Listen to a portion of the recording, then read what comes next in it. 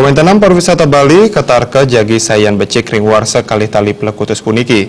Pengrau prakangge ring pusat pamakas Presiden Joko Widodo dahat ageng mawasanaipun majeng pariwisata Bali.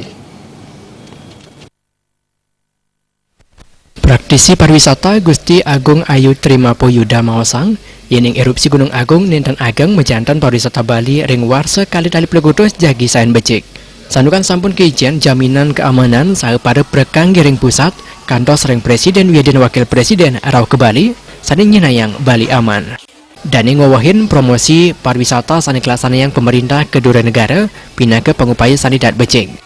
Punika tala ring pemargin simulasi sani kelasana yening Bandara Ngurah Rai kantos tutup menerapan antuk ngican pemargi antuk transportasi darat wiedin laut tala dat becik majeng penglimak pariwisata Bali.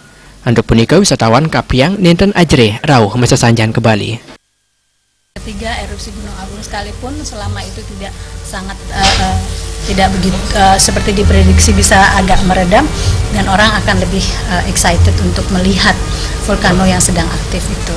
Dan juga kesiapan dari pemerintah dan stakeholder organisasi pariwisata dalam menyiapkan diri apabila nanti ada kondisi bandara atau traffic keluar masuk Bali itu tutup, maka kami sudah mempunyai program mitigasi yang baik, termasuk juga kami sudah melakukan simulasi atau latihan-latihan di airport Ngurah Rai, baik juga itu di pelabuhan-pelabuhan.